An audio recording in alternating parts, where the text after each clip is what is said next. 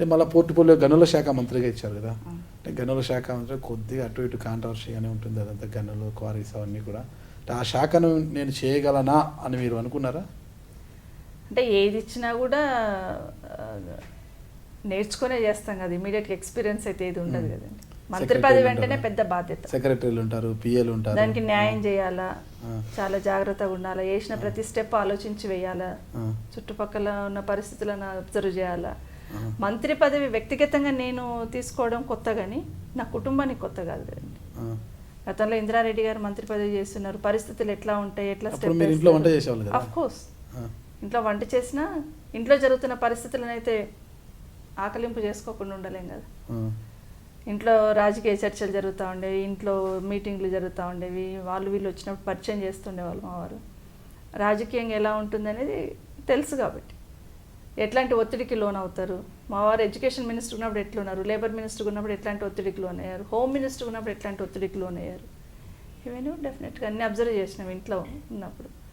కాబట్టి నేను వ్యక్తిగతంగా మంత్రిగా రావడము డైరెక్ట్గా, కానీ పరిస్థితులన్నీ నాకు అప్పటికి ఎట్లా ఉంటాయో తెలుసు కాబట్టి అన్నయ్య ఇచ్చిన అవకాశాన్ని నిరూపించుకోవాలి, పనిచేయాలి అని అనుకున్నాం. జిల్లాలో ప్రజలకు మేలు జరగాల, ఆ విధంగా పనిచేసినాం.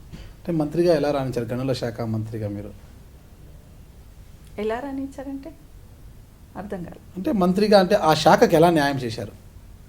ఆ శాఖలో ఏముంటుందండి, మైనింగ్ అదే కదా, ఏముంటుంది, టార్గెట్ గవర్నమెంట్కి ఎంతవరకు, ఉమ్మడి రాష్ట్రాన్ని కుదిపేసింది అదే కదా, ఎంతవరకు మనము మేలు చేయగలుగుతాము, ఎంతవరకు మనము దానివల్ల ప్రభుత్వానికి లాభం వచ్చేటట్టు చేయగలుగుతాం, ఆదాయం వచ్చేటట్టు టార్గెట్ ఉండేది మాకు. ఎవ్రీ ఇయర్ ఇంత ఉండేది, ఎవ్రీ మంత్లీ వన్స్ రివ్యూ చేసేవాళ్ళు, టార్గెట్ ఎట్లా రీచ్ అవుతామని చూసేవాళ్ళం. దాంతోపాటు ఇండైరెక్ట్ ఉపాధి ఏ విధంగా రాగలుగుతుంది దాని నుండి అనేది కూడా ఆలోచించేవాళ్ళం. షాడో మంత్రి గారు ఎవరున్నారు? షాడో మంత్రి కార్తీక్ రెడ్డి గారు, వాడికి అస్సలు సంబంధం లేదండి. మీరు మంత్రి అయిన వెంటనే సబితా ఇంద్రారెడ్డి గారు మంత్రి, షాడో మంత్రి మరొకరు ఉన్నారు కార్తీక్ రెడ్డి గారు. ఏది కావాలన్నా కార్తీక్ రెడ్డి గారే, రాష్ట్రంలో ఏ గనికి లీజు కావాలన్నా ఏది చిటికెల్లో కార్తీక్ రెడ్డి గారిని ప్రసన్నం చేసుకుంటే చాలు, ఎంతటి లైసెన్స్ అయినా తన ఇంటికి గడప ముందు వచ్చి వాళ్తుంది అనేవారు. ఇక మాట్లాడే వెదోలు ఎవరు మాట్లాడారు నాకు తెలియదండి, ఇక నాకు చాలా ఆవేశం వస్తుంది. ప్రతి ఒక్కరికి పిల్లలు ఉంటారు, ప్రతి ఒక్కరికి ఫ్యామిలీ ఉంది, బట్ నింద వేస్తున్నప్పుడు దాంట్లో వాస్తవాలు ఎంత అనేది కూడా ఆలోచించాలి.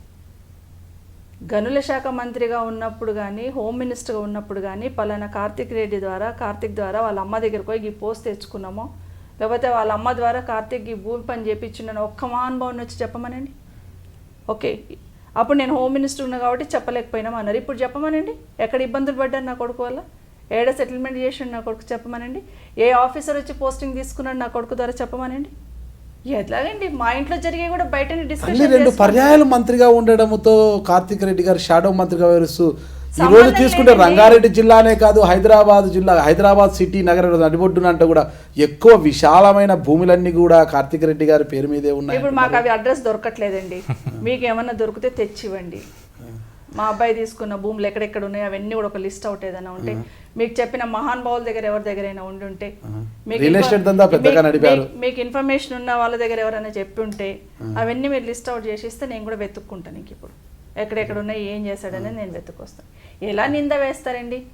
కార్తీక్ చెప్తే కానీ చేయలేని పరిస్థితుల్లో నేను ఉన్నానా? అంత తక్కువ అంచనా వేస్తారండి?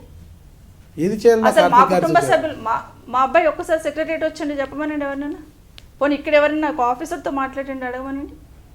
తప్పండి. మీరు కార్తీక్ గారు? లేదండి, ఒక 2-3 సార్లు వెళ్ళాను. ఒకసారి గుర్తు, ఒకసారి నేను మా అమ్మగారు పుట్టినరోజు, మా మంత్రిగా పోయిన రోజు ఒక రోజు వచ్చాడు. అమ్మగారు పుట్టినరోజు ఒక రోజు నా కూతురుని తీసుకొని సర్ప్రైజ్ చేద్దామని ఒకసారి వెళ్ళాను. ఇంకేదో ఎవరినో ఇన్విటేషన్ అర్జెంట్గా ఇప్పియాలంటే ఏదో ఇన్విటేషన్ తీసుకు. నమస్కారం అండి, నేను మీ సబితా ఇంద్రారెడ్డిని. నమస్కారం అండి, నేను కార్తీక్ రెడ్డి. నాది మరియు మా అమ్మగారిది ఇంటర్వ్యూ మీరు iDreamsలో తప్పకుండా చూడండి.